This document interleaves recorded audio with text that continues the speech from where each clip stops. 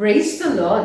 பிலிப்பியர் 2ஆம் அதிகாரம் 2ஆம் வசனத்திலே, நீங்கள் ஏக சிந்தையும் ஏக அன்புள்ளவர்களுமாயிருந்து இசைந்த ஆத்துமாக்களாய் ஒன்றையே சிந்தித்து என் சந்தோஷத்தை நிறைவாக்குங்கள் என்று சொல்லி வாசிக்கிறோம்.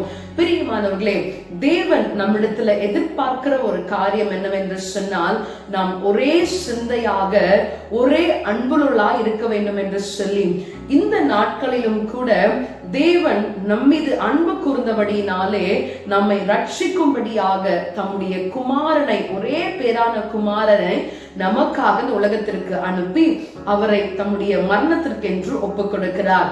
இந்த நாளிலேயும் நாம் ஒன்றை சிந்திக்க வேண்டும். தேவன் எதற்காக இதை செய்தார்? நாம் என்ன செய்வதற்காக தேவன் தம்முடைய குமாரனை அனுப்பினார் என்று சொல்லி நாம் பார்க்கும் பொழுது, நாம் தேவனோடு கூட இசைந்தவர்களாக ஒரே சிந்தையாக அவரை போல அவர் சொல்லியிருக்கிற வண்ணமாக, நான் பரிசுத்தர் ஆகையால் நீங்களும் பரிசுத்தரா இருங்கள் என்று சொன்னது போல, அவரை போல நாம் மாறும்படியாக இந்த நாளிலே தேவன் நம்மிடத்துல எதிர்பார்க்கிற ஒரு காரியமா இருக்கிறது. இந்த நாளிலேயும் நம்மை ரட்சிக்கும்படியாய் வந்தவரை, அவரை போல நம்மை மாற்றும்படியாக வந்திருக்கிறவரை ஆராதிக்க விட்டுக் கொடுப்போமா? Praise the Lord.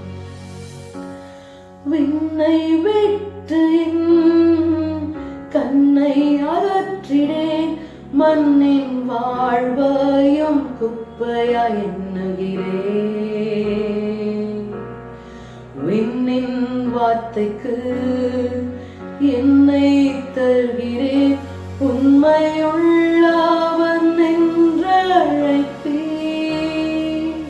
ஆம் ஆண்டவரே, உம்மோடு கூட ஆண்டவரே, நீ விண்ணிலே ஆசைப்படுகிற ஆண்டவரே, எதிர்பார்க்கிற காரியங்களை நாங்கள் இந்த மண்ணிலே நிறைவேற்ற எங்களை ஒப்புக் கொடுக்கிறோம். எங்களுக்காக வந்த ஆண்டவரே தேவ ஆற்றுக்குட்டியே உமக்கு நாங்கள் நன்றி செலுத்துகிறோம். உம்மை போல எங்களை மாற்றும்படியாக எங்களை விட்டுக் கொடுக்கிறோம். இந்த நாளிலேயும் ஏக சிந்தையாக ஒரே மனமாக அன்புள்ளவர்களாய் இருந்து உம்முடைய சந்தோஷத்தை நிறைவாக்குகிற ஒரு கூட்டமாய் நாங்கள் காணப்படுகிறதற்கு கிருபையை தந்து எங்களை ஆசீர்வதியும், வழிநடத்தும், காத்துக்கொள்ளும். இயேசு கிறிஸ்துவின் நாமத்தில் தாழ்மையோடு ஜெபிக்கிறேன் எங்கள் ஜீவனுள்ள நல்ல பிதாவே, ஆமென். God bless you. Have a blessed day.